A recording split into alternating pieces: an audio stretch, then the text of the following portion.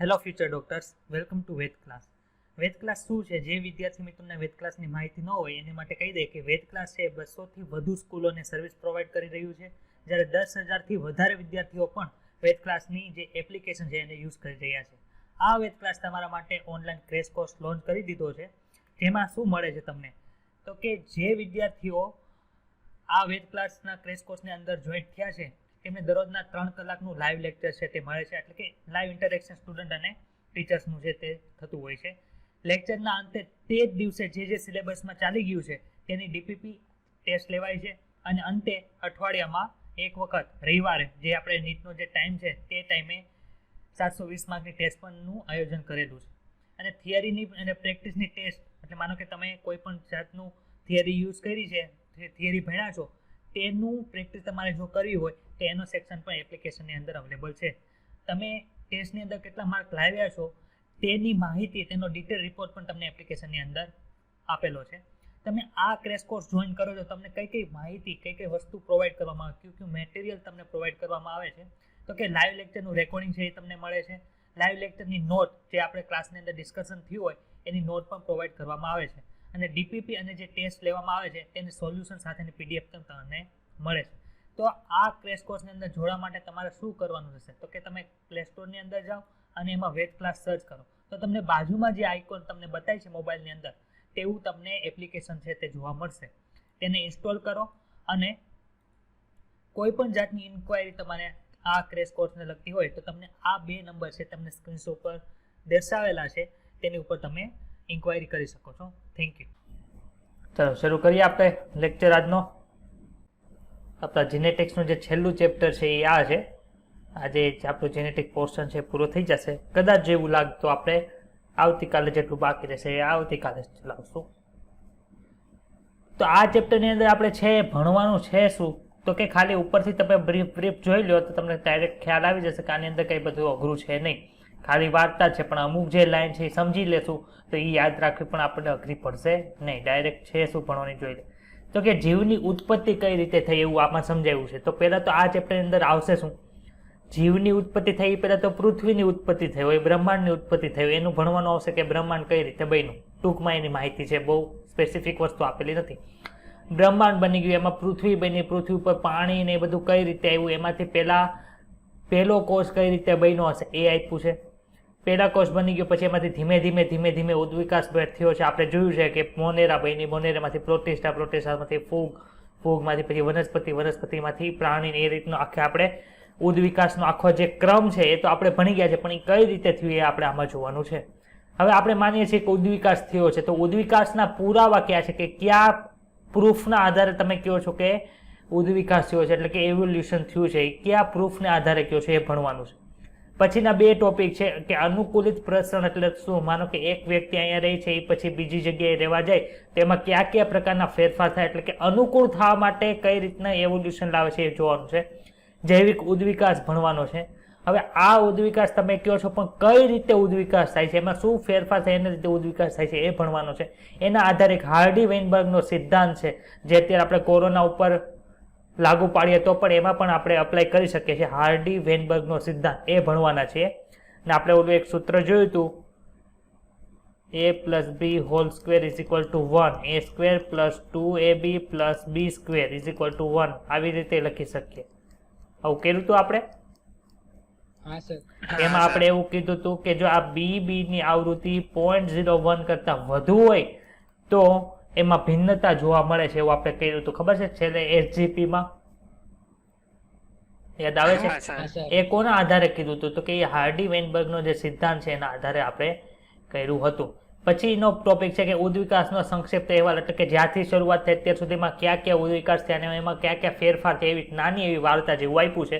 અને છેલ્લે માનવની ઉત્પત્તિ કઈ રીતે થઈ અને એનો ઉદ્વિકાસ છે, એટલે કે કયા માનવમાંથી બીજા કયા બન્યા, એમાંથી કયા બન્યા, એ આપણે થોડુંક એવું ડિટેલની અંદર ભણવાનું છે. ખબર પડે છે, વિઝ્યુલાઇઝ થઈ કે આપણે શું ભણવાનું છે. તો કે સર હાવ હેલું છે, કાંઈ અઘરું નથી આ ચેપ્ટર. આમ તો ખાલી જોઈને જ અઘરું લાગે એવું છે, કેમ કે એવું મોટું લાગે એટલે. બાકી આ ચેપ્ટર અંદર કાંઈ અઘરું છે નહીં. શું ભણવાનું? તો કે જીવની ઉત્પત્તિ ભણશો. જીવની ઉત્પત્તિ ક્યારે થઈ હોય? તો કે પૃથ્વીની ઉત્પત્તિ થઈ હોય ત્યારે. એના પછી શું થયું હશે? તો કે જીવની ઉત્પત્તિ થઈ, એમાંથી કયા રીતે ઉદ્વિકાસ થયા એ જોયું. ઉદ્વિકાસના પુરાવા જોવાના છે. અનુકૂલિત પ્રસરણ છે એ જોવાનું છે, જૈવિક ઉદ્વિકાસ જોવાનો છે, પછી શું હાર્ડી વેનબર્ગનો સિદ્ધાંત જોવાનો છે, અને છેલ્લે માનવનો ઉદ્વિકાસ જોવાનો છે. એની પહેલા એક ટોપિક આવે છે, એનું નામ છે સંક્ષિપ્ત અહેવાલ. એટલે કે તમે કોઈ પણ વસ્તુ, માનો કે આપણે ભણીએ છીએ, માનો ગઈકાલના લેક્ચરની આપણે કંઈ ભણી ગયા હોય તો આપણે પૂછીએ છીએ તમે ગઈકાલના લેક્ચરની અંદર શું ભણ્યા, તો તમે નાની એવી ટૂંકની અંદર માહિતી આપો ને. માનો કે હું એમ પૂછું કે 10મા ચેપ્ટરની અંદર તમે શું ભણ્યા, તો તમે ટૂંકની અંદર માહિતી આપો કે પહેલેથી છેલ્લે સુધી બોલો.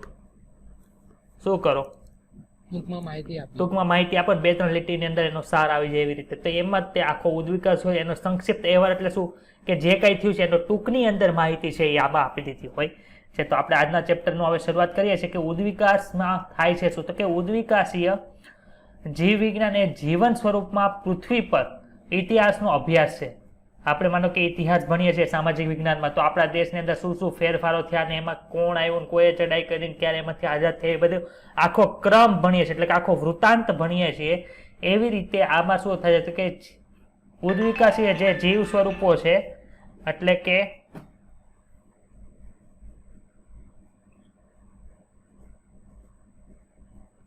ઉદ્વિકાસીય જૈવ સ્વરૂપો છે એટલે શું સમજવાનું, તો કે જીવનનું આખું જે ઉદ્ભવ થયો ત્યારથી આજ સુધીમાં ક્યાં એમાં ફેરફારો થાય છે એ આપણે ભણવાનું હોય છે. વાસ્તવિક રીતે ઉદ્વિકાસ શું છે, તો કે લાખો વર્ષોથી પૃથ્વી ઉપર વનસ્પતિ અને પ્રાણીઓમાં ફેરફારો થાય છે. એ સમજવા માટે આપણે જીવનની ઉત્પત્તિ સંદર્ભે થોડીક સમજ કેળવવી પડે. માનો કે તમારે એનેટોમી ભણવું હોય તો એનેટોમીની લેંગ્વેજ ભણવી પડે ને, એન્ટિરિયર, પોસ્ટિરિયર, ડોર્સલ, પછી વેન્ટ્રલ, સુપિરિયર, ઇન્ફિરિયર, એ રીતનું બધું આપણે ભણીએ છીએ. એ ભણ્યા પછી તમને એનેટોમી ખબર પડે. એમ ઉદ્વિકાસ તમારે ભણવો હોય તો એની થોડીક સમજ પડે પછી તમને ખબર પડે. એટલે કે પૃથ્વી, તારા, છેક સ્વયં બ્રહ્માંડનો ઉદ્વિકાસ ભણો પછી તમને પૃથ્વીનો ઉદ્વિકાસ ખબર પડે. એટલે કે અહીંયા પહેલા કોણ આપ્યું, તો કે પૃથ્વીનો જે વિકાસ થયો છે એ આપેલો છે. લાંબી અટકળબાજીઓ અને પૂર્ણ કાલ્પનિક, એટલે કે હાવ કાલ્પનિક, કેમ કે આપણે તો કોઈ બ્રહ્માંડ ઉત્પન્ન થયું ત્યારે કોઈ હતું અહીંયા? તમે હતા? હું તો નહોતો. તમે હતા બ્રહ્માંડ ઉત્પન્ન થયું ત્યારે? તો પછી જે સ્થાને આપણે હતા ને પૃથ્વી પર મનુષ્યનું અસ્તિત્વ જ નહોતું, એની વસ્તુ આપણે ગોતવાની છે, એની વસ્તુ આપણે શોધવાની છે. તો એની માટે શું થાય છે, તો કે અટકળબાજી લાગે, અને બીજું શું થાય, તો કે કાલ્પનિક વસ્તુ જે આપણે કલ્પના કરવી પડે એના આધારે હોય છે. આ ગાથા પૃથ્વીના ઉદ્વિકાસના સંદર્ભમાં બ્રહ્માંડના ઉદ્વિકાસની પૃષ્ઠભૂમિની સાથે જીવનની ઉત્પત્તિ અને જીવન સ્વરૂપો અને જૈવ વિવિધતાના ઉદ્વિકાસની વાત છે. ચાલો, જીવની ઉત્પત્તિ કઈ રીતે થઈ આપણે જોઈએ. તો કે જ્યારે આપણે રાત્રે ખુલ્લા આકાશમાં તારાઓ જોઈએ છીએ ત્યારે વીતેલા સમયને જોઈએ છીએ. આ લાઈન શું કહેવા માંગે છે, કોને સમજાણી છે મને કહો તો પછી હું સમજાવું. ચાલો સમજાવી દઈએ. પહેલા તમને રાતે તારા બતાય છે, આકાશની અંદર તારા બતાય છે, તેમાં આપણે જે તારા જોઈએ છીએ ક્યારના છે, અત્યારના છે કે પહેલાના છે? તો આપણને ખબર છે તારા આપણને ક્યારે બતાશે, તો કે જ્યારે જે માણસ અહીંથી જોતો હશે, તારામાંથી આવતો પ્રકાશ એ જ્યારે માણસની આંખમાં જાય ત્યારે આપણને કોઈ પણ વસ્તુ ક્યારે બતાવે, તો કે એમાંથી પડતો પ્રકાશ કે એની ઉપર પડતો પ્રકાશ જ્યારે રિફ્લેક્શન પામીને આપણા આંખમાં જાય ત્યારે આપણને એ વસ્તુ બતાય. ક્લિયર છે આ વાત બધાને? આપણને ખબર છે તારા છે કે 5-6 કિલોમીટર તો આગા નથી. તારા કેટલા છે, તો કે અમુક પ્રકાશ વર્ષ, ઘણા પ્રકાશ વર્ષ દૂર છે. ઘણા પ્રકાશ વર્ષ દૂર છે. એક પ્રકાશ વર્ષ એટલે કેટલું થાય, તો કે પ્રકાશ એક વર્ષની અંદર જે કાપેલું અંતર છે એને પ્રકાશ વર્ષ તરીકે માપવામાં આવે. આવું યાદ આવે છે? નાના ધોરણની અંદર ભણી ગયા. હવે ધારો કે આ તારા છે એ 5 પ્રકાશ વર્ષ દૂર છે. 5 પ્રકાશ વર્ષ દૂર છે, એટલો તો દૂર હોય નહીં, એની કરતા ઘણો દૂર હોય, પણ આપણે માનો કે ધારીએ એટલું, કે માનો કે એ તારો છે એ 5 પ્રકાશ વર્ષ દૂર છે. એટલે 5 પ્રકાશ વર્ષ એટલે પ્રકાશને તમે અહીંથી છોડો અને 5 વર્ષ પછી જ્યાં પોગે ને એટલો દૂર છે. ખબર પડે છે? તો માનો કે તારો છે એમાંથી અહીંથી એક પ્રકાશનું કિરણ નીકળવું આજે, તો અહીંયા આપણા આગ સુધી પહોંચતાને કેટલો સમય થાય, તો કે 5 વર્ષ જાય. તો 5 વર્ષ પહેલાનો તારો છે ને આપણને આજે બતાશે. ખબર પડી? બધાને ક્લિયર? એટલે જ્યારે આપણે રાત્રે ખુલ્લા આકાશમાં જોઈએ ત્યારે આપણે વીતેલા સમયને જોઈએ છે, અત્યારના સમયને જોતા નથી, વીતેલા સમયને જોઈએ છે. તારા વચ્ચેનું અંતર છે પ્રકાશ વર્ષમાં માપવામાં આવે છે. આથી આપણે જે આજે વસ્તુ જોઈ રહ્યા છે એ એવી વસ્તુ છે જેમાંથી પ્રસ્ફુરિત પ્રકાશની યાત્રા લાખો વર્ષો પહેલા, આપણે તો ખાલી 5 પ્રકાશ વર્ષ જોયું, લાખો પ્રકાશ વર્ષ દૂર હોય તો લાખો વર્ષો પહેલા શરૂ થયેલી હોય ને તે આપણાથી અબજો કિલોમીટર દૂર છે. ખબર પડી બધાને? હા સર. અને ત્યાંથી હાલ આપણે આંખમાં સુધી પહોંચી રહ્યા છે. જો કે આપણે આપણી આસપાસની વસ્તુઓ જોઈએ તે તો તરત જ દેખાય, કારણ કે વર્તમાન કાળની છે. મારો કે આ મને બોલપેન જે છે એટલે કે સ્લેટની પેન છે એ મને બતાય છે. શું કામ અત્યારે જ બતાય છે? તો કે વર્તમાન કાળની છે. વર્તમાન કાળની શું કામ? તો કે અહીંથી અહીંયા બોલપેનથી મારા ફેસનું અંતર કેટલું છે? 1 ફૂટ જેટલું છે. તો આમાંથી પ્રકાશને મારી આંખમાં આવતા બહુ વાર લાગતી નથી. અમુક સેકન્ડનો સમય લાગે, અમુક સેકન્ડ ન લાગે, કેમ કે પ્રકાશનો વેગ કેટલો છે? 3 × 10⁸ મીટર પર સેકન્ડ છે. તો તરત જ મને બતાય છે. શું કામ? તો વર્તમાન કાળની છે, નજીક છે. જ્યારે તારા છે એ કેટલા દૂર છે, એટલે આપણે જ્યારે પણ એ વસ્તુ જોઈએ છે ક્યારે છે? તો કે ભૂતકાળની વસ્તુ જોઈએ છે. ખબર પડી? હા સર. જીવની ઉત્પત્તિ બ્રહ્માંડના ઇતિહાસમાં એક વિશેષ ઘટના માનવામાં આવે છે. બ્રહ્માંડ કેવું છે? વિશાળ છે. ને તેના સંદર્ભમાં કહે તો પૃથ્વી છે એ કણ માત્ર છે. હવે માનો કે આખી પૃથ્વીની સંદર્ભમાં કરે તો હું કેટલો નાનો? આખી પૃથ્વી તો કેટલી મોટી છે, એમાં હું નાનો એવો છું. એમ આખા બ્રહ્માંડની વસ્તુ જોઈએ એમાં આખી પૃથ્વી છે કેટલી આવે? એક કણ માત્ર છે. ખબર પડી? હા સર. બ્રહ્માંડ કેટલું જૂનું છે? તો કે 20 બિલિયન વર્ષ જૂનું છે. આ વર્ડ ખાસ યાદ રાખજો. 20 બિલિયન વર્ષ છે જૂનું છે. આમાં જેટલા પણ એવી વસ્તુ આવશે ને એ બધી ખાસ યાદ રાખવાની છે. જેટલા બધા અંક આવશે ને એ બધા 20 બિલિયન વર્ષ જૂનું છે. બ્રહ્માંડમાં ઘણી બધી ગેલેક્સી આવેલી હોય છે. ગેલેક્સી એટલે હું કંઈ સમજાવવાની જરૂર નથી, કેમ કે એ બધું તમે ભણી ગયા છો. ગેલેક્સી છે શેની બનેલી હોય? તો કે તારાઓ હોય, વાયુ અંદર હોય, ધૂળના વાદળો હોય. ખરેખર તો પૃથ્વી એ બ્રહ્માંડમાં કણ સ્વરૂપે છે. એક ને એક લાઈન બીજી વાર આવી. બિગ બેંગ વાત. બિગ બેંગ વાત બધાને ખબર છે? કોને ખબર છે? તો મને જણાવો તો. બિગ બેંગ વાત કોને ખબર છે? મને જણાવો.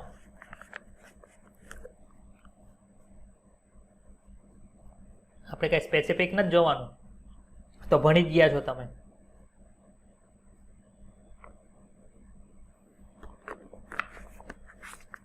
બિગ બેંગ થિયરી વિશે નથી જોયું? સાંભળ્યું કોઈ? સર થોડું થોડું આવડે. હા, જે આવડતું હોય બોલો.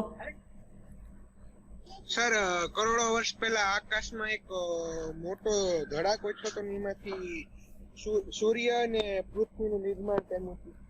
સૂર્ય અને પૃથ્વી તો ઠીક છે, પણ આખા બ્રહ્માંડનું નિર્માણ એમાંથી થયું એવું બિગ બેંગ વાત થિયરી છે એમાં જોવા મળે છે કે એક બહુ મોટો વિસ્ફોટ થયો હતો, અને એ વિસ્ફોટના આધારે પછી બધી વસ્તુ એક બાજુ બધે ફેલાણીને એમાંથી પાછું એકત્રિત થવા મળીને એના આધારે છે એ આખા બ્રહ્માંડની ઉત્પત્તિ થઈ એવું માનવામાં આવે છે. આ વિશાળ એક અકલ્પ્ય ભૌતિક વિસ્ફોટ છે. ભૌતિક વિસ્ફોટ એટલે ખબર પડી ને બધા? ભૌતિક વિસ્ફોટ છે. બ્રહ્માંડ વિસ્તર્યું એટલે કે ફેલાતું ગયું અને પરિણામે તાપમાન ઓછું થતું ગયું. માનો કે કોઈ પણ વસ્તુ તમે નજીક રાખો તો એમાં તાપમાન વધુ રહે, પછી જેમ જેમ તમે એને છૂટી કરો તેમ એમાં તાપમાન છે ઘટતું જાય છે. આપણે માનો કે ગરમ શીરો ખાવા ગયા હોય તો ગરમ હોય, પણ તમે એને ફેલાવી દો તો ઠંડો જલ્દી થઈ જાય. ખબર પડે છે? આવું અનુભવ કર્યું છે તમે? હા સર. એમ જ્યારે બ્રહ્માંડ બન્યું ત્યારે તાપમાન ખૂબ વધતું, પણ જેમ જેમ એ વિસ્તરતું ગયું એમ તાપમાન ઓછું થતું ગયું, અને હાઇડ્રોજન અને હિલિયમ છે થોડા સમય બાદ સર્જાવા લાગ્યા. આ વાયુઓ ગુરુત્વાકર્ષણને કારણે એકબીજા સાથે ભેગા થયા અને પ્રવર્તમાન બ્રહ્માંડની આકાશગંગાઓ છે અસ્તિત્વમાં આવી. મિલ્કી વે નામની જે આકાશગંગા છે, એટલે કે આપણે આકાશગંગા એમાં મિલ્કી વે તરીકે ઓળખાય છે, એમાં સૌર મંડળમાં 4.5 બિલિયન વર્ષ પહેલા પૃથ્વીની રચના થઈ હોવાનું મનાય છે. કેટલા વર્ષ પહેલા? 4.5 બિલિયન વર્ષ પહેલા છે પૃથ્વીની રચના થઈ હોય એવું માનવામાં આવે છે. શરૂઆતમાં પૃથ્વી પર વાતાવરણ નહોતું. પાણીની બાષ્પ, મિથેન, કાર્બન ડાયોક્સાઇડ અને એમોનિયા જેવા પીગળેલા દ્રવ્યો મુક્ત થયા અને સપાટીને ઢાંકતા ગયા. સૂર્યમાંથી આવતા યુવી કિરણોએ પાણીને હાઇડ્રોજન અને ઓક્સિજનની અંદર વિખંડિત કર્યા. એટલે માનો કે અહીંયા હતું પાણી કયા સ્વરૂપ હતું? તો કે ગેસ સ્વરૂપ હતું. એમાંથી શું આવ્યું? તો કે સૂર્યમાંથી વરાળ આવી, અરે સૂર્યમાંથી પ્રકાશ આવ્યો, એમાં કોણ હતું? કે યુવી કિરણો હતા. એ શું કર્યું? હાઇડ્રોજન અને ઓક્સિજનને છૂટા પડ્યા, અને બીજું શું બન્યું? તો કે હાઇડ્રોજન અને ઓક્સિજન બન્યા. ખબર પડી બધાને? હા સર. એમોનિયા અને મિથેન સાથે ઓક્સિજન જોડીને પાછું પાણી બનાવ્યું, કાર્બન ડાયોક્સાઇડ બનાવ્યું અને અન્ય સંયોજનની રચના કરી. કેને કોણ ભેગું થયું? જો અહીં એમોનિયા અને મિથેન સાથે. એમોનિયાનું સૂત્ર શું હોય? બોલો તો. મિથેનનું સૂત્ર કેટલું હોય? આની સાથે ભેગા થઈને કઈ રચના કરી? તો કે કાર્બન અને કાર્બન ડાયોક્સાઇડ અને બીજા સંયોજનોની રચના કરી. ખબર પડી બધાને? પાણી અને કાર્બન ડાયોક્સાઇડ તથા અન્ય સંયોજનની રચના થઈ. ઓઝોન સ્તરનું પણ નિર્માણ થયું. ઓઝોન છે શેનું બનેલું હોય? તો કે સર ઓક્સિજનનું બનેલું, એને O3 વડે દર્શાવવામાં આવે. ઓઝોન વિશે થોડુંક ડિટેલની અંદર ચેપ્ટર નંબર 16 ભણશું આપણે. ઓઝોન સ્તરનું નિર્માણ થયું. પૃથ્વી જ્યારે ઠંડી થઈ ત્યારે જે પાણીની જે બાષ્પ હતી એ વરસાદ સ્વરૂપે પડી અને પૃથ્વી પર આવેલા ખાડોમાં પાણી એકઠું થયું. પૃથ્વી ઠંડી થઈ ત્યારે પાણી બાષ્પ સ્વરૂપે પડી અને પૃથ્વી ઉપર આવેલા ખાડાઓમાં છે એ પાણી છે એ એકઠું થવા માંડ્યું અને આ રીતે મહાસાગરનું નિર્માણ થયું. એટલે કે કેવા શું માંગે તો કે વિસ્ફોટ થયા એટલે કઈ પૃથ્વી તો એકારે ગોળ આકારની બનેલી ન હોય, તો એમાં તો કોઈ જયારે ખાડો હોય કોઈક જગ્યાએ સપાટ વિસ્તાર હોય, કોઈ જગ્યાએ ડુંગરા બને. તો જે જગ્યાએ ખાડો હતો ત્યાં શું થયું તો કે જે જગ્યાએ ખાડો હતો ત્યાં જે વરસાદ છે એ પાણી છે બાષ્પ સ્વરૂપે હતું એ ઠંડુ પડીને પાણી સ્વરૂપે પડવા લાગ્યું ને એના આધારે શું થયું તો કે એના આધારે છે સમુદ્રનું નિર્માણ થયું. ખબર પડી બધાને? હા સર. પૃથ્વીની ઉત્પત્તિ બાદ, પૃથ્વીની ઉત્પત્તિ કેટલા વર્ષ પહેલા થઈ હતી હમણાં ભણી ગયા? કેટલા વર્ષ પહેલા? 4.5 બિલિયન વર્ષ પહેલા.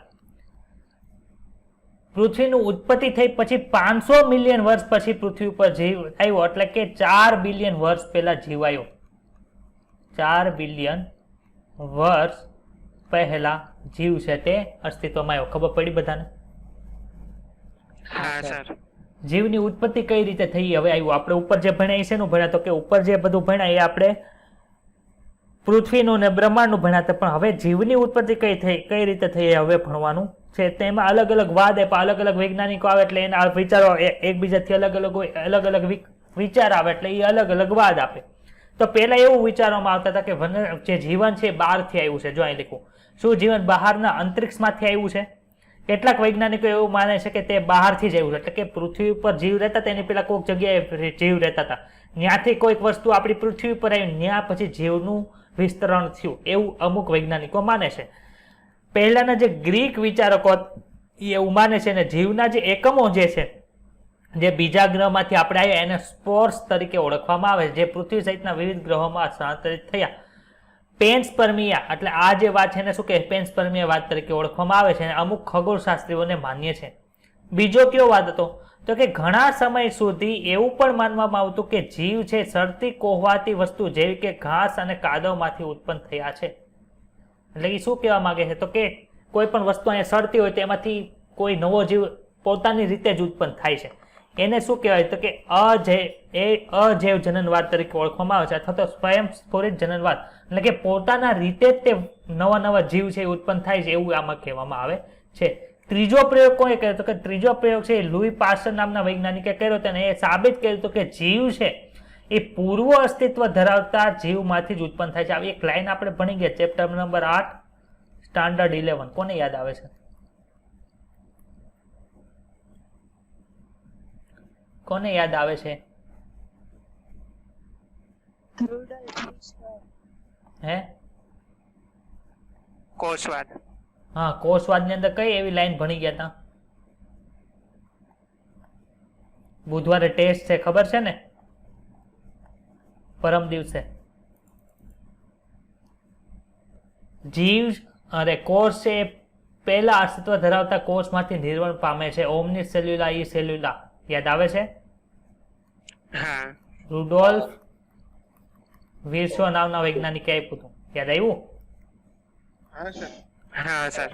ચાલો, હવે પાસ્ટર નામના વૈજ્ઞાનિકે શું કર્યું તો કે પાસ્ટર નામના વૈજ્ઞાનિકે એક ચંબુ લીધો આવા આકારનો, તમે છે ને કેમિસ્ટ્રી લેબની અંદર જોયા હશે. હવે આની અંદર છે તે આમાં ઓલું કીધું હતું ને કે જેવી રીતે અજૈવ જનનવાદથી બધું ઉત્પન્ન થાય છે એવી રીતે જોયું. અહીંયા ઉપર શું ઢાંકી દીધું? ઉપર ઢાંકણું ઢાંકી દીધું. અહીંયા શું ઢાંકી દીધું? ઢાંકણું છે તે ઢાંકી દીધું. એના લીધે શું છે અંદર હવાની અવર જવર કે એવું કંઈ થતું નહોતું. તો આની અંદર એમને જીવ જોવા મળ્યા નહીં, નવા જીવ જોવા મળ્યા નહીં. પછી એને શું કર્યું ખબર છે? આવો બીજો ફ્લાસ્ક લીધો, આવો જે ફ્લાસ્ક છે એવો બીજો ફ્લાસ્ક અહીં બાજુ.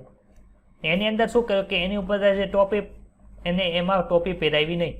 ટોપી ન પહેરાવી એટલે શું થયું તો કે એમાં હવાની અવર જવર થાય કે ન થાય? હા સર. હવાની અવર જવર થાય એટલે આની અંદર જે સજીવ માનો કે કોઈ હશે તો એ કેવા રહે? જીવંત રહે કે ન રહે? જીવંત રહે. એના આધારે નવા સજીવ ઉત્પન્ન થાય કે ન થાય? હા થાય સર, થાય. એટલે એ પ્રયોગ કોએ કર્યો હતો કે લુઈ પાસ્ટર નામના વૈજ્ઞાનિકે કર્યો હતો. જો ઉપર દર્શાવ્યું છે, આપણે જોઈએ.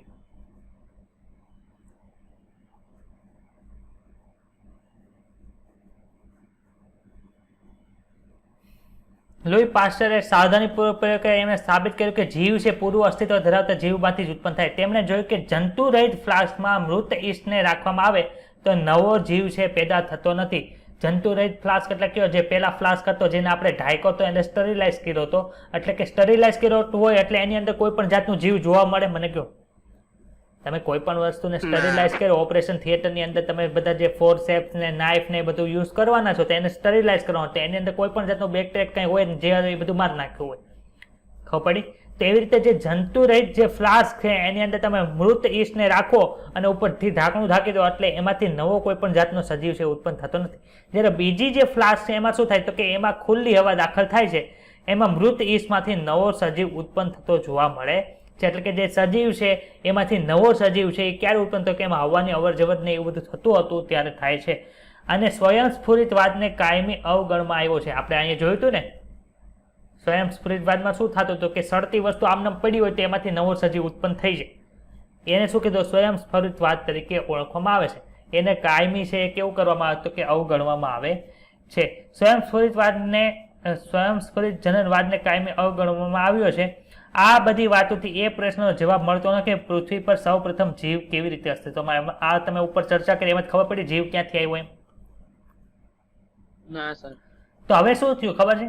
રશિયાના વૈજ્ઞાનિક ઓપેરિન, આ ક્યાંનો છે, કયો વૈજ્ઞાનિક છે યાદ રાખજો, રશિયાના ઓપેરિન અને ઇંગ્લેન્ડના હાર્ડેન નામના જે વૈજ્ઞાનિક છે એવું દર્શાવ્યું કે પૂર્વ અસ્તિત્વ ધરાવતા અજૈવ કાર્બનિક અણુઓ, અજૈવ કાર્બનિક અણુ કોને કહેતો? કે ઓર્ગેનિક મટીરિયલ્સ કહેવાય ને. કેવા છે? એની અંદર જીવ નથી. એટલે કે ડીએનએ આરએનએ એવું સ્પેસિફિક હજી નહોતું. એની અંદર જીવ જોવા મળતો નહોતો. એટલે કે પોતાની રીતે બધું સર્જી શકે એવું જોવા મળતું નહોતું. માંથી પ્રથમ જીવ આવવું હોવું જોઈએ એવું કોઈએ કીધું? તો રશિયાના વૈજ્ઞાનિક ઓપેરિન અને બીજું કોણ હતું? ઇંગ્લેન્ડના વૈજ્ઞાનિક હાર્ડેને આવું કીધું હતું. જીવની રચના રાસાયણિક ઉદ્વિકાસ પછી નિર્માણ પામેલી હશે. એટલે કે પહેલા એમાં રાસાયણિક ઉદ્વિકાસ થયો હશે, કોઈ પણ જાતનું જે મટીરિયલ છે એ બન્યું હશે, એમાંથી ધીમે ધીમે રાસાયણિક ઉદ્વિકાસ થઈને પેલો કોષીય સજીવ બન્યો, જે કોષ જેવી રચના ધરાવતો હશે એવું બન્યું હશે. એમાંથી પછી ઉદ્વિકાસ પામી અને બીજા જે બધા સજીવો જોવા મળશે એ જોવા મળે છે. એટલે કે અકાર્બનિક અણુઓના એકત્રિત કરીથી કાર્બનિક દ્રવ્યો અસ્તિત્વમાં આવે. નાઇટ્રોજન એકલો હોય તો કાર્બનિક કહેવાય ભાઈ? ના. કાર્બન એકલો હોય તો એ કાર્બનિક અણુ કહેવાય?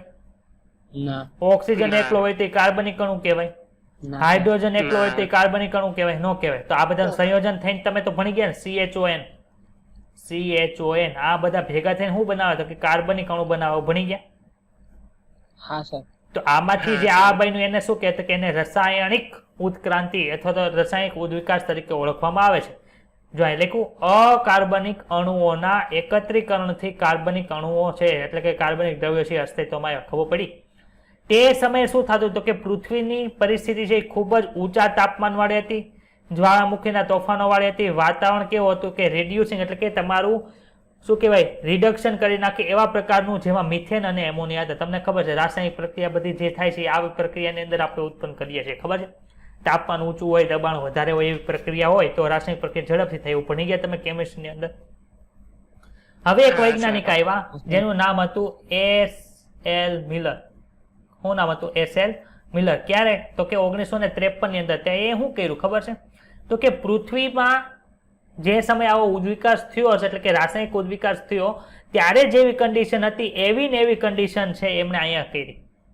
જો પ્રયોગશાળા બતાવી છે બધાને. હા સર. તો એ પ્રયોગશાળા અંદર શું કર્યું કે જેવું તાપમાન ને જેવી વસ્તુ જ્યાં હતી ને એવી વસ્તુ કરી. એ અંદર શું કર્યું ખબર છે? તો કે આપણે જોયું તો કે મિથેન જોવા મળતો તો જોયું હતું, પછી એમોનિયા, પાણી અને હાઇડ્રોજન એટલા વાયુઓ જોવા મળતા હતા. હવે એ શું કર્યું? ઇલેક્ટ્રોડ ગોઠવા અને એની અંદર સ્પાર્કિંગ કર્યું. સ્પાર્કિંગ કર્યું એટલે તમને અહીંયા લાઇટ જેવું બતાવે, સ્પાર્ક થઈ. જોયું છે ને? તમારા ગાડીની બેટરી જે હોય ને એને તમે બે આમ છેડા ભેગા કરો એટલે તમને એટલે આમ હાવ અડાડી નહીં દેતા, નકર તો બ્લાસ્ટ જેવું થાય. પણ ખાલી આમ ટચ કરીને લઈ અહીંયા સ્પાર્ક થતું જોવા મળે છે. આવું જોયું છે?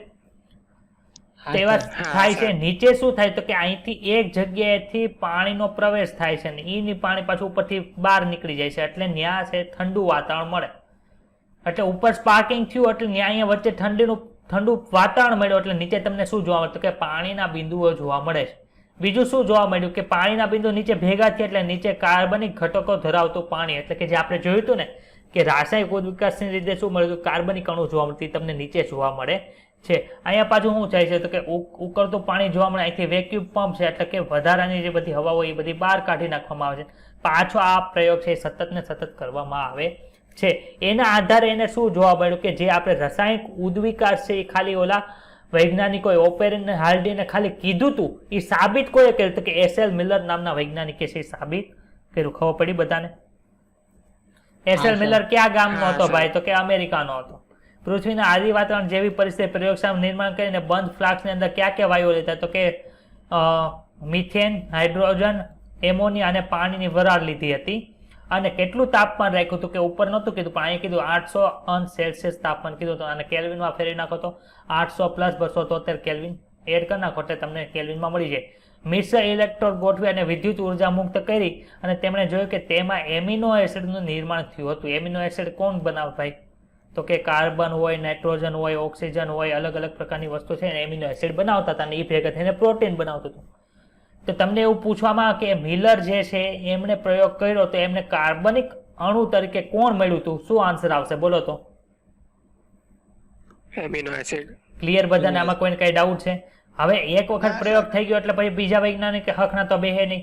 એ બધા પ્રયોગો કરવા મળ્યા એટલે શું થયું? શર્કરા મળી, કોકને નાઇટ્રોજન બેઝ મળ્યો, કોકને રંજક દ્રવ્ય મળ્યું, કોકને ફેટ ગ્લોબ્યુલ્સ એટલે કે ચરબી મળ્યા, ચરબીના અણુઓ મળ્યા. પૃથ્વી પર પડેલ ઉલ્કાઓનું પૃથ્થકરણ કરતા આવા દ્રવ્યો એમાં પણ મળી આવે છે. માનો કે અત્યારે ઉલ્કા પડે છે, ઘણી જગ્યાએ પડે છે પૃથ્વી ઉપર, ઘણી હમણાં તો બહુ ઓછું છે પણ જો પડે છે તો એમાં શું થાય તો કે અંતરિક્ષમાંથી વસ્તુ આવી અહીંયા. તો અંતરિક્ષમાં શું હોય તો કે બધી અલગ અલગ પ્રકારની પરિસ્થિતિ હોય. તમે બુધ ઉપર જાઓ તો એમાં તાપમાન અલગ, શુક્ર પર અલગ હોય, ગુરુ ઉપર અલગ હોય, શનિ ઉપર અલગ અલગ બધી હોય. સોરી. તો શું થાય તો કે ત્યાંથી એ વસ્તુ અહીંયા આવીને ત્યાં તો કોઈ બનાવવા તો ગયો નથી, ત્યાં તો કોઈ સજીવ છે નહીં, તો ત્યાંથી આવી વસ્તુ મળી આવે છે. એનો અર્થ શું થયો કે આવી કન્ડિશનની અંદર આ પ્રકારની વસ્તુ ત્યાં પોતાની મેળે બને છે, જે દર્શાવે છે કદાચ અવકાશમાં પણ આવી જ પ્રક્રિયા થતી હોવી જોઈએ. આવા મર્યાદિત પુરાવા સાથે રાસાયણિક ઉદ્વિકાસની વાતને વધતા કે ઓછા પ્રમાણમાં પ્રથમ સંકલ્પના તરીકે માનવામાં આવે કે જીવ ક્યાંથી આવ્યો તો રાસાયણિક ઉદ્વિકાસ થયો એમાંથી પેલો અકોષીય જીવ બનશે અને પછી કોષીય જીવ બને છે. ખબર પડી બધાને? હા સર. આ લોકો જ કહે છે કે આપણને ખબર નથી કે સૌ પ્રથમ સ્વયં વિભાજન પામી શકે તેવા જીવનના ચયાપચય બીજ કોષ એટલે કે મેટાબોલિક કેપ્સ્યુલ છે એ કઈ રીતે બન્યા છે કે પોતાની રીતે પ્રજનન કરી શકે. આપણે જોઈએ છે 1 કોષમાંથી 2 કોષ, 2 માંથી 4, 4 માંથી 8, 8 માંથી 16 બધું બને છે.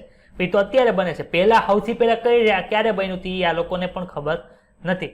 પ્રથમ અકોષીય જીવ ક્યારે બન્યો તો કે 3 બિલિયન વર્ષ પહેલા બનેલો હોવો જોઈએ. પહેલા શું આવ્યું હતું કે 4500, પછી 4 બિલિયન વર્ષ પહેલા આપણને શું જોવા મળ્યું તો કે જીવ જોવા મળ્યો. 4500 બિલિયન વર્ષ પહેલા શું હતું? પૃથ્વી બની હતી. હવે શું કહે તો કે 3 બિલિયન વર્ષ પહેલા ઉત્પન્ન થયો હશે અકોષીય જીવ એવું માનવામાં આવે છે. તે કેવો કોણ હશે તો કે મોટો અણુ હશે. મોટો અણુ તે આરએનએ, પ્રોટીન, પોલિસેકેન્ડ વગેરે હોઈ શકે છે. તેઓ કદાચ કેપ્સ્યુલના સ્વરૂપમાં પોતાની રીતે પ્રજનન કરતા હોવા જોઈએ. કરે છે કે નથી કરતા એ નથી ખબર, એવો અંદાજ માર્યો કે હોવા જોઈએ.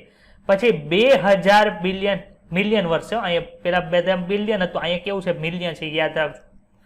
2000 મિલિયન વર્ષ પહેલા સુધી પ્રથમ કોષીય જીવની ઉત્પત્તિ થયેલ નથી.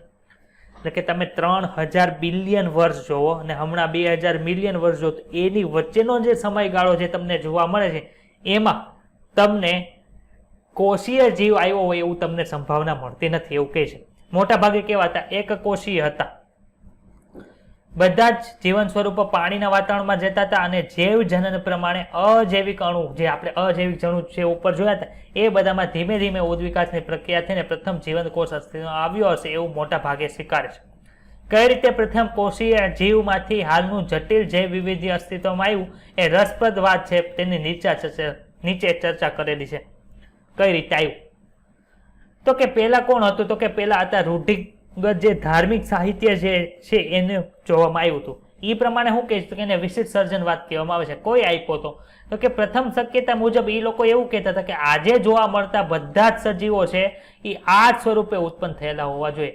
આ લાઈન અત્યારે જ ખોટી પડે. કોરોના પહેલેથી હતો કોરોના વાયરસ છે ના, પહેલેથી સર. હતો? જ્યારથી પૃથ્વી બની ત્યારથી કોરોના વાયરસ હતો? જ્યારથી ના, પૃથ્વી સર. બની ત્યારથી ના. માણસ હતા? જ્યારથી પૃથ્વી બની ત્યારથી કૂતરા હતા? જ્યારથી પૃથ્વી બની ત્યારથી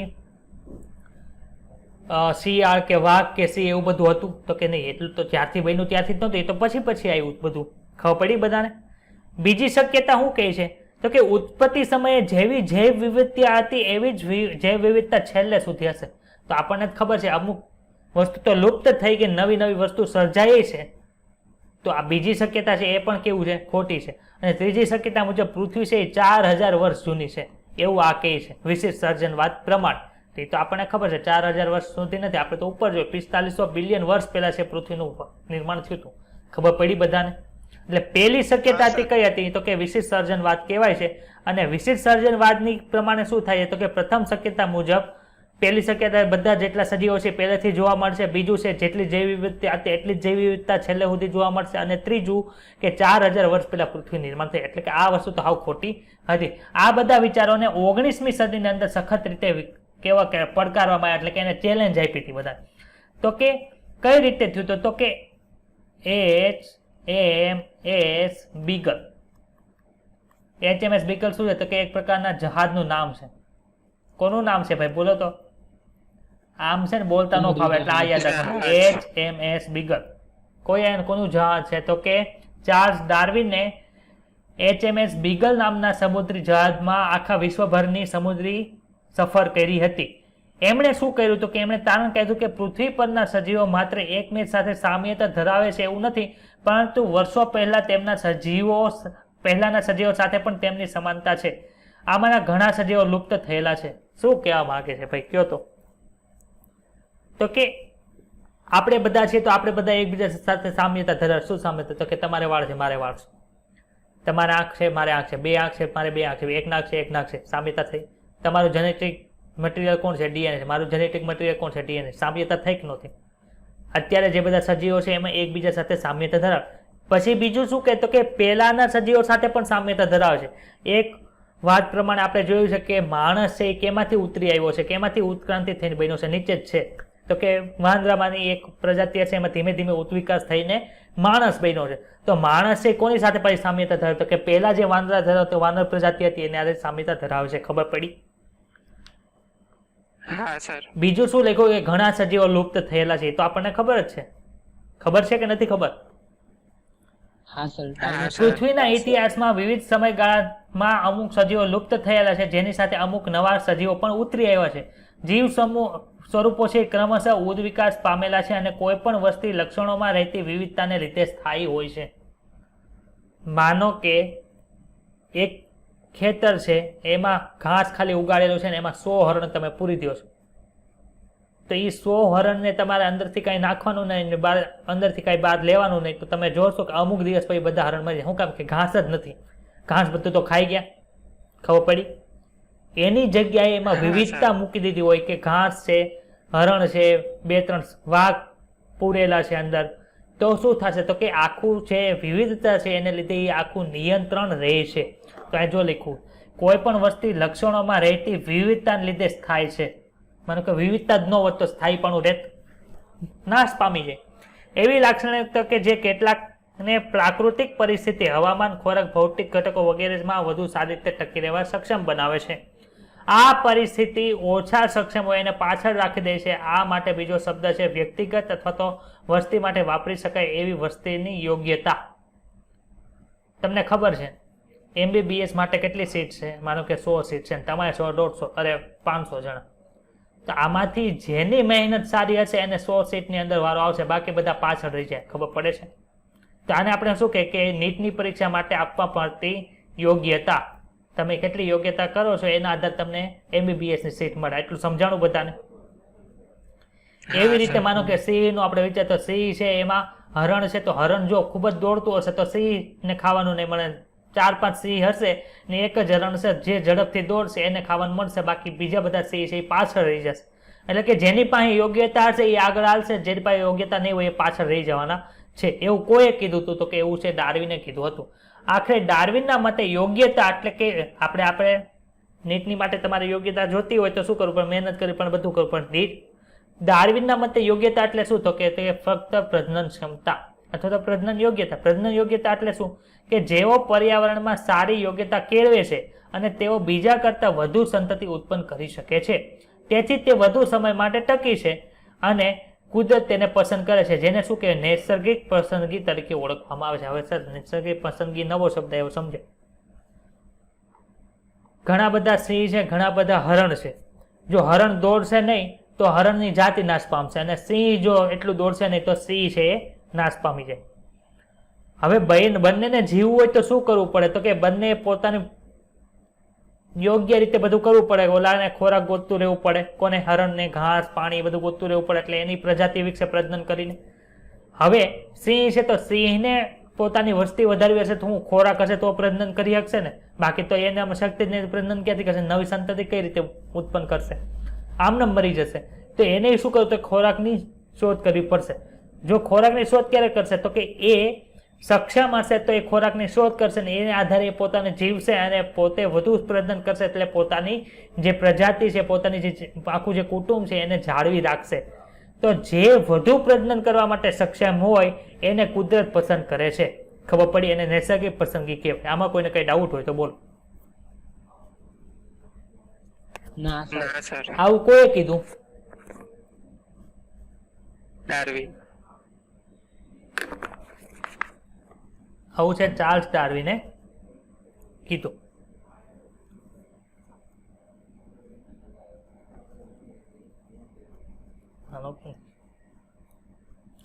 ચાલો પછી ક્યાં વૈજ્ઞાનિક આવ્યા?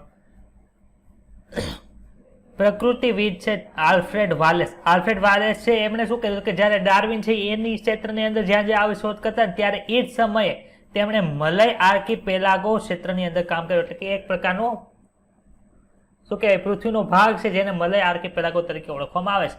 એમણે આવું તારણ આપ્યું હતું. સમય પસાર થતો ગયો તેમ તેમ દેખીતી રીતે નવા પ્રકારના સજીવો છે એ અસ્તિત્વમાં આવતા ગયા. હાલમાં અસ્તિત્વ ધરાવતા બધા જ સજીવોમાં સમાનતા જોવા મળે છે અને બધા જ છે એ પૂર્વજો સાથે સામાન્ય છે.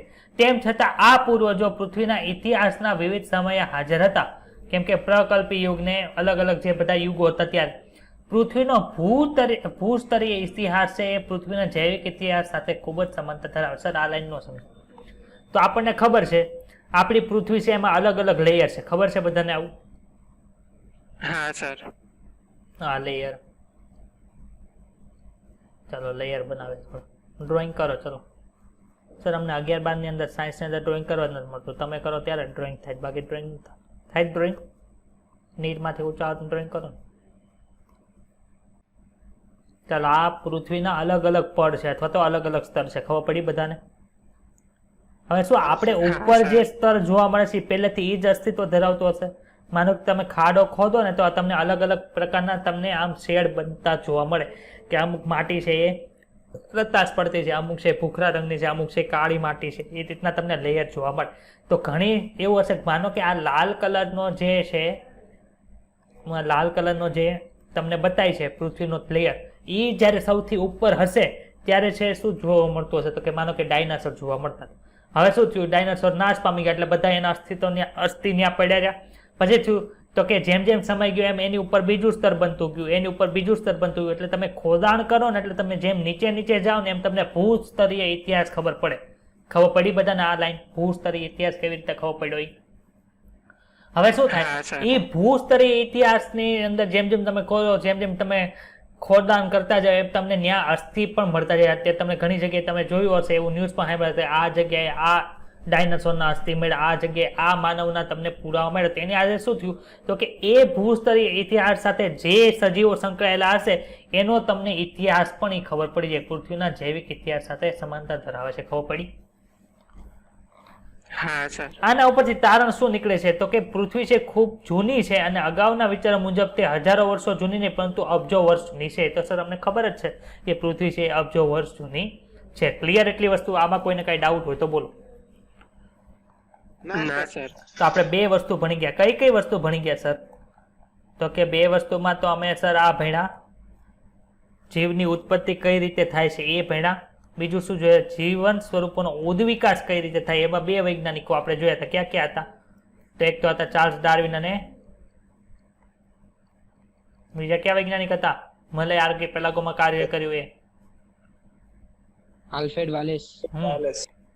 વાલેસ. રેડી? ક્લિયર? ચાલો હવે ઉદ વિકાસના પુરાવા શું છે એ આપણે અત્યારે પણ. તો બે પ્રકારના પુરાવા આપણે જોવાના છે કે અશ્મિ વિદ્યાકીય પુરાવા એટલે કે ફેલેન્ટોલોજીકલ જે પુરાવા છે અને બીજો જે પુરાવા છે એમ્બ્રિયોલોજીકલ છે એટલે કે ભ્રૂણની અંદર જે કાંઈ આપણે અત્યારે જે ભ્રૂણ જોવા મળે છે તો એની અંદર જે જે વસ્તુ જોવા મળે છે આપણને એ પહેલાના જે ભ્રૂણ હોય એની જે માહિતી હોય એને સરખાવાની અંદર આવે છે ને એના આધારે તમને પુરાવા મળે છે. તો પેલા અશ્મિ વિદ્યાકીય પુરાવા છે એટલે શું એ પેલા ભણી તો કે પૃથ્વી પર જીવોનો ઉદ્વિકાસ થયો તે વાતના પુરાવા ઘણી દિશામાંથી પ્રાપ્ત થાય છે. અશ્મિઓ ક્યાં પડેલા હોય તો કે ખડકોમાં રહેલ જીવન સ્વરૂપોના સખત ભાગો છે એટલે એને અશ્મિઓ કહેવાય. ખડકો કાંપ, હવે આ ખડકો કેમ સમજવું? ખડકો છે કાંપનું નિર્માણ કરે છે. ઇંગ્લિશમાં વાંચો છે હું કહે છે. અહીંયા સુધી કોઈ ડાઉટ ભાઈ? ના સર. ખાલી એક વલ્પ વિરામ છે ને એ તમારું બધું ફેરવી નાખે. ખડકો છે એ કાંપનું નિર્માણ કરે છે એટલે અહીંયા અલ્પ વિરામ છે ને કાઢી નાખજો. અલ્પ વિરામ કાઢી નાખવાનું છે. ખબર પડી બધાને? ખડકો છે કોનું નિર્માણ કરે? ખડકો છે કાંપનું નિર્માણ કરે. કેમ કે મેં વાંચેલું તો યાદ હતું એટલે અલ્પ વિરામ આવ્યો એટલે થોડું જોવું પડે. ખબર પડી? ખડકો કોનું નિર્માણ કરે છે? કાંપનું નિર્માણ કરે છે. અને પૃથ્વીના સ્તરનો છેદ છે એ સંકેત આપે છે કે સેન્દ્રીય તત્વોની એક સ્તર ઉપર બીજા સ્તરની ગોઠવણી છે પૃથ્વીના લાંબા ઇતિહાસ દરમિયાનની વાત છે. ખબર પડી? ઉપર એક સ્તર ઉપર બીજું સ્તર, એના ઉપર ત્રીજું સ્તર એમ. વિવિધ વયના અવસાદી ખડકો છે. અવસાદી ખડકો એટલે શું સમજવું? વિવિધ વયના એટલે શું કે ઈ જે ખડક છે એ બનતા કેટલો ટાઈમ લાગ્યો, પછી એની જાડાઈ કેટલી છે એના આધારે તમને ખબર પડી છે કે ખડક છે એ બનતા કેટલો ટાઈમ લાગ્યો હશે. અને એ અલગ અલગ ખડકો છે એ અલગ અલગ જીવન સ્વરૂપોના એટલે કે અલગ અલગ સજીવના છે અશ્મિઓ ધરાવે છે કે જે લગભગ આ ખાસ ખડકોનું નિર્માણ થતું હશે તે દરમિયાન મૃત્યુ પામ્યા છે. આ લાઈન સમજાણી, ઉપરની લાઈન સમજાણી છે તો આ આરામથી સમજાઈ જશે. સમજાઈ ગઈ ભાઈ? હા સર. તેમાંના કેટલાક આધુનિક સજીવો સાથે સરખાપણું ધરાવે છે. તેઓ લુપ્ત સજીવોનું પ્રતિનિધિત્વ કરે છે. ડાયનાસોર છે એ ખબર છે આપણને કે એ લુપ્ત સજીવોનું પ્રતિનિધિત્વ કરે છે. વિવિધ અવસાદી સ્તરોના અશ્મિઓનો અભ્યાસ તે સમયે અસ્તિત્વ ધરાવતા સજીવોની ભૂશાસ્ત્રીય અવધિ ધરાવે. ભૂશાસ્ત્રીય અવધિ એટલે શું તો કે તમને ખબર છે કે માનો કે આ પહેલું સ્તર છે એની ઉપર બીજું સ્તર જોવા મળ્યું, એની ઉપર ત્રીજું સ્તર જોવા મળ્યું, એની ઉપર ચોથું, એના ઉપર પાંચમું. પહેલું, બીજું, ત્રીજું, ચોથું, પાંચમું આટલા સ્તર થયા.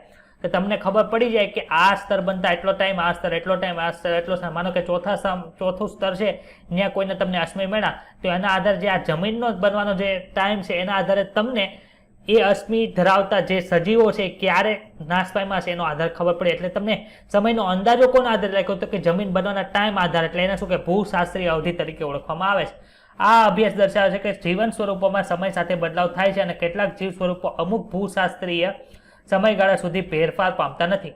તેથી પૃથ્વીના ઇતિહાસમાં જુદા જુદા સમયે જીવના નવા સ્વરૂપો અસ્તિત્વમાં આવ્યા છે. આ બધાને શું કહેવાય છે તો કે અશ્મિ વિદ્યાકીય એટલે કે ફેલેન્ટોલોજીકલ પુરાવા કહેવાય છે. અને શું તમને યાદ છે કે અશ્મિઓની ઉંમર કરવા માટે કેવી પદ્ધતિ કેવી રીતે આવે તો કે કાર્બન ડેટિંગ પદ્ધતિ આવે છે. ખબર છે? શું તમે રેડિયો એક્ટિવ ડેટિંગ પદ્ધતિ અથવા પાછળના સિદ્ધાંતોને યાદ કરો છો તો તમારે ખબર નથી કેમિસ્ટ્રીમાં આવતું એક ન હોય તો કે કાર્બન ડેટિંગ પદ્ધતિની મદદથી શું થાય તો કે જે તમને ફોસિલ મળ્યા એટલે કે અશ્મિઓ મળ્યા હોય એના ઉપર છે એ પ્રોસેસ કરીને એના આધારે તમને સ્પેસિફિક ટાઈમ કહી દે કે આ છે એટલો જ સમય જૂનું છે. ક્લિયર એટલી વસ્તુ બધાને? હવે ઉદ્વિકાસ થયો છે એનો ગર્ભ વિદ્યાકીય આધાર એટલે કે એમ્બ્રિયોલોજીકલ પ્રૂફ ક્યાં છે જોઈએ? કોઈ આપ્યો તો કે અર્નસ્ટ હેકલ નામના વૈજ્ઞાનિક આપ્યો તો તેના અવલોકનના આધારે બધા પૃષ્ઠવંશીઓમાં કેટલાક લક્ષણો ગર્ભીય અવસ્થા દરમિયાન સમાન હોય છે, પરંતુ એ જ લક્ષણો છે પુખ્તતામાં કેવા હોય છે? ગેરહાજર હોય છે.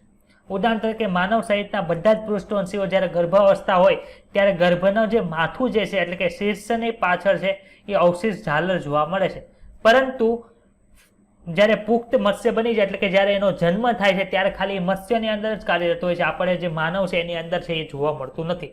ખબર પડી? અર્નેસ્ટ હેકલે શું કીધું હતું કે અમુક એવા લક્ષણો છે એ જ્યારે ગર્ભ વિકાસ શરૂ હોય ત્યારે બધા પૃષ્ઠવંશી એના જોવા મળે, પરંતુ જ્યારે એનો જન્મ થાય જ્યારે પ્રાણી છે પુખ્ત જેવું જ બની ગયું અને એનો જન્મ થાય છે ત્યારે એની અંદર કેવું છે એ લક્ષણ છે એ જોવા મળતું નથી. ઉદાહરણ તરીકે જે આ અવશેષ ઝાલરની જે ફાટ છે તે. ખબર પડી? હા સર. હવે આ જે વાત છે કાર્લ અર્નસ્ટ ફોન બોયર નામના જે વૈજ્ઞાનિક છે એને શું કર્યું તો કે એ કીધું કે આ વાત ખોટી છે. કેવી રીતે કર્યું? તો કે એ કાળજીપૂર્વક નિરીક્ષણ કર્યું. એમણે શું કીધું કે ગર્ભ છે અન્ય પ્રાણીઓના પુખ્ત તબક્કાઓમાંથી ક્યારેય પસાર થતા નથી. એને વસ્તુ એ કીધી ગર્ભ છે એ અન્ય પ્રાણીઓના પુખ્ત તબક્કાઓમાંથી પસાર થતા નથી. તો કે બધા પ્રાણીઓ છે એના અલગ અલગ તબક્કા હોય અને અલગ અલગ રીતે પુખ્તતા બનાવે, એટલે પુખ્તતા હોય. જ્યારે પુખ્તતા સર્જાય ત્યારે બધાની અંદર અલગ અલગ લક્ષણો જોવા મળે છે. તો જે ગર્ભમાં હોય એ પુખ્ત પ્રાણીનો બીજા પુખ્ત પ્રાણીનો કોઈ રીતે એકેય તબક્કામાંથી પસાર થાય નહીં. ખબર પડી? હા સર. બધાને ક્લિયર? હા સર.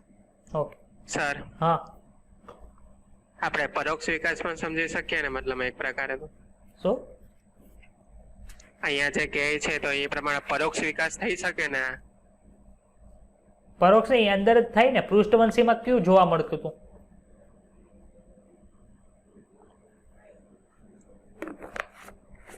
એમાં સર પ્રત્યક્ષ પણ હોય ને પરોક્ષ પણ હોય. રેડી, પરોક્ષ હોય અને પ્રત્યક્ષ. તો બે ની અંદર આ તમે જોઈ શકો, પણ મોટા ભાગે કેની અંદર જોવા મળે? તો કે જે પ્રત્યક્ષ વિકાસ થતો હોય ને એની અંદર આ જોવા મળે.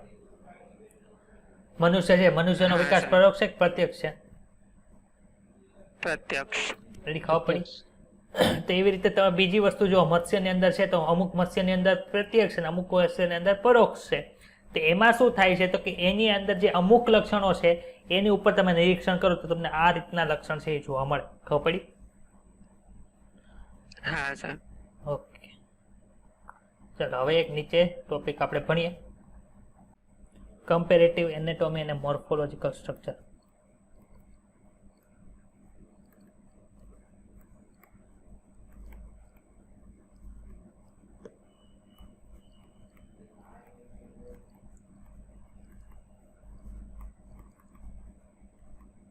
તો આમાં શું કરવાનું છે? તો કે આમાં બે પ્રકારની વસ્તુ છે આપણે જોવાની છે. એક તો છે ડાયવર્જન્ટ ઇવોલ્યુશન અને કોન્વર્જન્ટ ઇવોલ્યુશન જોવાનું છે. કેટલી વસ્તુ ભણવાની ભાઈ?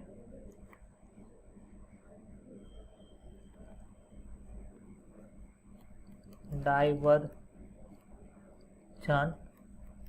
ઇવોલ્યુશન. આની પછી તમને એના ગુજરાતી વસ્તુ કહું છું, પણ ઇંગ્લિશ વર્ડ તમારે યાદ રાખવા જરૂર છે.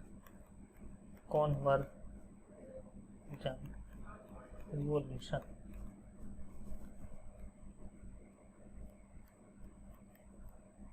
અપસારી ઉદ્વિકાસ અને ઓલામાં આવશે અભિસારી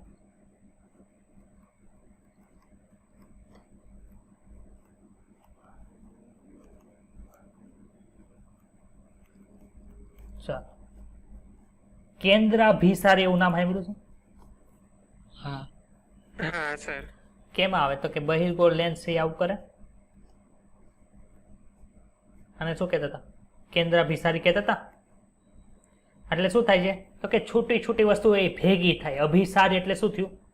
અલગ અલગ વસ્તુ છે એ શું થાય છે? ભેગી થાય છે. એને અભિસારી ઉદ્વિકાસ કહેવાય. અને અપસારી ઉદ્વિકાસ એટલે શું? તો કે એક જ જગ્યાએ છે એ બધી જગ્યાએ જાય એને અપસારી ઉદ્વિકાસ કહેવાય. અપસારી ઇંગ્લિશ શું છે? તો કે ડાયવર્ટ થઈ ગયા. ડાયવર્ટ થઈ ગયા એટલે ફોકસ નો રહે, બધા અલગ જ થાય. ખબર છે ને? તમે ડાયવર્ટ થઈ ગયા એવું આપણે ઘણી વખત કહીએ છીએ. તો એનો અર્થ શું થયું? કે ડાયવર્ટ એટલે અલગ અલગ જગ્યાએ જાય છે એને ડાયવર્જન્ટ ઇવોલ્યુશન કહેવાય. અપસારી ઉદ્વિકાસ કહેવાય. અને બીજું કયું છે? તો કે અલગ અલગ જગ્યાએનું બધું એક જગ્યાએ ભેગું થાય એને કોન્વર્જન્ટ ઇવોલ્યુશન કહેવાય. એટલે કે અભિસારી ઉદ્વિકાસ તરીકે ઓળખવામાં આવે. ખબર પડી? હા સર. સર આની અંદર શું જોવા મળે ને આની અંદર શું જોવા મળે? તો કે માનો કે આ એક ક્ષેત્ર છે, આની અંદર પ્રાણીઓ રહેશે અલગ અલગ. હવે આ પ્રાણીઓ છે એ એક જગ્યાએ જાય, બીજી જગ્યાએ જાય, ત્રીજી જગ્યાએ જાય, ચોથી જગ્યાએ જાય. પ્રાણીઓ તો એક જ છે, એની રચના પણ એક જ છે, પરંતુ માનો કે એક છે એ પાણીમાં રહેવા આવી ગયું, એક છે એ ઠંડા પ્રદેશોની અંદર રહેવા આવી ગયું, એક છે તે ગરમ પ્રદેશોમાં રહેવા આવી ગયું, અને એક છે એ ત્યાં ને ત્યાં જ રહે છે. તો એની અંદર જે કોષો છે એ એક પ્રકારના જ કોષો છે, પણ એને જે વસ્તુની જરૂર પડશે એ વસ્તુની અંદર એ કોષોનું છે એ ટ્રાન્સફર થઈ જાય છે.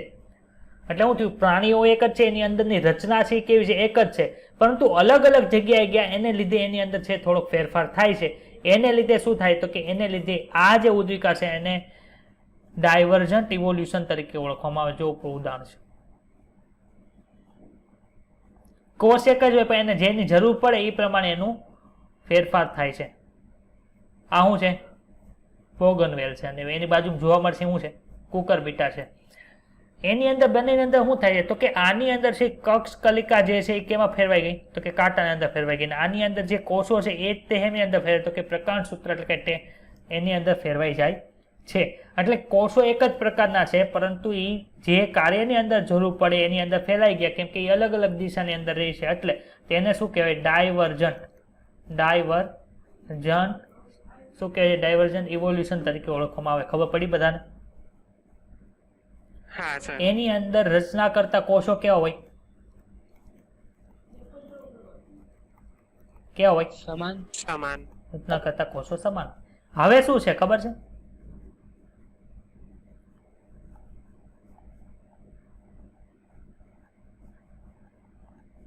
બીજું આપણે ભણવાનું છે અભિસારી ઉદ્વિકાસ. અભિસારી ઉદ્વિકાસ એની અંદર શું આવે ખબર છે? માનો કે આ એરિયા છે, આમાં શું હતું એક એરિયામાં રહેતા પ્રાણીઓ અલગ અલગ જગ્યાએ. હવે આમાં અલગ અલગ એરિયામાં રહેતા પ્રાણીઓ એક જગ્યાએ આવે છે. ખબર પડી? અહીંયા કોક એ રહે છે, અહીંયા બી રહે છે, અહીંયા સી રહે છે, અહીંયા ડી રહે છે. બધા આવ્યા ક્યાં? એક એરિયામાં એ બી સી ડી. ખબર પડી? હવે આ એરિયાની અંદર જે વસ્તુ હશે એ પ્રમાણે આ એ ને સક્ષમ થવું પડશે, બી ને સક્ષમ થવું પડશે, સી ને સક્ષમ થવું પડશે અને ડી ને સક્ષમ. બધા અલગ અલગ જગ્યાએ થયા એટલે એના રચના કરતા કોષો કેવા છે કે કોષો અલગ પરંતુ એનો કાર્ય કેવા હોય? સમાન. કેમ કે એને જે જગ્યાએ રહેવું છે એ જગ્યાએ કાર્ય કરી શકે તો જ તે જીવી શકે એટલે કાર્ય કેવું થાય તો કે કાર્ય છે એ સમાન થાય. તો આ પ્રકારનો અભિસાર એટલે કે એક જગ્યાએ ભેગા થાય છે બધા એટલે એને શું કહેવાય કોન્વર્જન્ટ ઇવોલ્યુશન તરીકે ઓળખવામાં આવે. ખબર પડી બધાને? હા સર. હા સર. ચાલો આપણે અહીંયા જે ના આપેલા છે એ જોઈ લઈએ. તુલનાત્મક અંતઃસ્વિધિ અને બાહ્યકર વિદ્યા છે એ હાલના અને તે જે અગાઉના વર્ષોમાં અસ્તિત્વમાં આવ્યા હતા તે સજીવો વચ્ચે સમાનતા અને જુદાપણું દર્શાવે છે. એટલે બાહ્યકાર રીતે જો ને એની એનેટોમી જો એના આધારે તમે ખબર પડે કયા કયા પ્રાણીઓ વચ્ચે સમાનતા છે, કયા કયા પ્રાણીઓ વચ્ચે જુદાપણું છે. આ સમાનતાઓ પરથી નક્કી કરી શકાય છે કે સમાન પૂર્વજોમાંથી હાલના જીવો ઉતરી આવ્યા છે જેમ કે વેલ છે, ચામાચીડિયા, ચિત્તા, માનવ. આ બધામાં અગ્ર ઉપાંગના અસ્થિઓની ભાતમાં સમાનતા જોવા મળે છે. આમ છતાં આ પ્રાણીઓના અગ્ર ઉપાંગો ભિન્ન કાર્ય કરે છે. કાર્ય કેવા છે ભાઈ? જુદા જુદા. ભિન્ન. રચના કેવી છે? સમાન. સમાન. આ જો રચના સમાન, કાર્ય એક આધાર આપવાનું કામ કરે એક રક્ષણનું કામ કરે છે. ખબર પડી?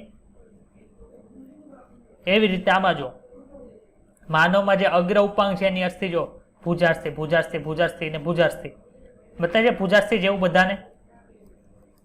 રચના હા સર. સમાન, કાર્ય અલગ. તો આ કેવું કહેવાય છે તો કે આને ડાયવર્જન્ટ. ઉપર ને નીચેના બંને છે એક જ પ્રકારના ઉદાહરણ છે. ડાયવર્જન્ટ ઇવોલ્યુશન તરીકે ઓળખવામાં આવે. ખબર પડી? આ બધામાં અગ્ર ઉપાંગમાં ભુજાસ્થિ છે, આર્ય અસ્થિ તરીકે ઓળખાય, પ્રકોષ્ઠાસ્થિ તરીકે મણિબંધાશે, પશ્વ મણિબંધાશે, અંગુલી અસ્થિઓ વગેરે હોય છે. આ પ્રાણીઓમાં એક સરખા બંધારણ ધરાવતા અંગોનો વિકાસ થાય છે પરંતુ તે જુદી જુદી દિશામાં જુદી જુદી જરૂરિયાત મુજબ અનુકૂલિત થયા એટલે શું કહેવાય અપસારી ઉદ્વિકાસ ડાયવર્જન્ટ ઇવોલ્યુશન તરીકે ઓળખવામાં આવે છે. રચના સમાન છે એટલે એને શું કહેવાય હોમોલોગસ રચના ધરાવતા તરીકે ઓળખવામાં આવે. ખબર પડી? હોમોલોગસ શબ્દ છે એ ક્યાં આવ્યો તો કે હોમોલોગસ શબ્દ છે એ ડાયવર્જન્ટ ઇવોલ્યુશનની અંદર આવે છે જેની રચના કેવી છે? સમાન છે અથવા તો એને સમમૂલક અંગો તરીકે ઓળખવામાં આવે. ખબર પડી? આવું બીજું કેમાં જોવા મળે છે તો કે પૃષ્ઠવંશીઓના હૃદય અને મગજની અંદર પણ આવું જ જોવા મળે છે. ત્રીજું ઉદાહરણ કયું છે તો કે વનસ્પતિઓમાં પણ બોગનવેલ અને આ કંટક જે છે ને કુકરબીટાના જે પ્રકાંડ સૂત્ર છે એની અંદર આવું જોવા મળે છે. કેવા રંગો છે તો કે રચના સદર. રચના સદર જો અહીં લખો હોમોલોજી, હોમોલોગસ. ખબર પડી? હા સર. અહીંથી જે બીજું છે એ અલગ થાય છે એટલે આપણે એને બ્લુ કલરથી કરીએ છીએ. રચના સદસ્યતા અપસારી ઉદ્વિકાસ તરફથી આધારિત છે જેની રચના કેવી હોય? રચના એક મિનિટ સમાન. આ ઉપરનું જ છે. રચના સમાન, કાર્ય જુદા જુદા. આ જે છે એ યાદ છે. રચના સદસ્ય અંગો વાળું છે. રચના સદસ્યતા એટલે શું? અપસારી ઉદ્વિકાસ ધરાવે છે એટલે કે ડાયવર્જન્ટ ઉદ્વિકાસ ધરાવે છે. હવે જે આવે છે એ કાર્ય સદસ્યતા છે. કાર્ય સદસ્યમાં શું હોય? કાર્ય સમાન હોય સમાન. અને સમાન. રચના કેવી હોય? રચના છે તે અલગ અલગ હોય છે. ખબર પડી? જુદી જુદી. કાર્ય સદસ્યતા છે એ અલગ અલગ જોવા મળે છે. પતંગિયા અને પક્ષીની પાંખ કેવી દેખાય છે? સમાન દેખાય છે. તેઓ અંતરરચનાની દ્રષ્ટિએ સમાન નથી છતાં સમાન કાર્યો કરે, તેથી કાર્ય સદસ્ય રચનાઓ છે એ કેન્દ્રાભિસારી વિકાસ તરીકે ઓળખવામાં આવે. પતંગિયા અલગ સજીવ છે, પક્ષી પણ અલગ સજીવ, પણ જે વાતાવરણની અંદર છે એમાં એને ઉડવું પડે છે, એટલે કે એની પાસે જે રચના હતી એને એ આમાં ફેરવે છે. એટલે એને શું કહેવાય છે? તો કે અલગ અલગ જગ્યાએ રહેતા એક જગ્યાએ એવા પતંગિયા આપણને અહીંયા જોવા મળે, પક્ષી અહીંયા જોવા મળે, એટલે કે અલગ અલગ જગ્યાએ રહેતી જે સજીવો છે અહીંયા આવ્યો. ઉડવું તો બેયને પડે છે, એટલે એની પાસે જે રચના હતી એને આમાં ફેરવી નાખી, એને કોન્વર્જન્ટ ઇવોલ્યુશન કહેવાય છે. કાર્ય કેવા છે? બંને ઉડવાના કાર્ય એટલે સમાન કાર્ય છે અને ભિન્ન રચનાઓ વિકસે છે, તેથી સમાનતા ધરાવે છે. કાર્ય સદસ્યતાના અન્ય ઉદાહરણની અંદર શું આવે તો કે ઓક્ટોપસ અને સસ્તનોની આંખ, એ બંનેની રચના કેવી છે? અલગ અલગ છે. આંખનું કાર્ય શું છે? જોવા. બંનેની રચના કેવી? અલગ અલગ. પેગ્વિન અને ડોલ્ફિનના જે ફ્લિપર છે એ કામ શું કરે છે? તો કે તરવાનું કામ કરે છે. બંનેની રચના કેવી હોય છે? અલગ અલગ હોય છે. કોઈ એવું કહી શકે કે સમાન નિવાસ સ્થાનોથી પરિણામે સજીવના જુદા જુદા સમૂહોએ સમાન અનુકૂલનો અપનાવવા પડ્યા હશે, પરંતુ તેવા જ સમાન કાર્ય કરવા માટે સક્કરિયા અને બટાટાના જે મૂળ છે કાર્ય સદસ્ય અંગોનું બીજું ઉદાહરણ છે.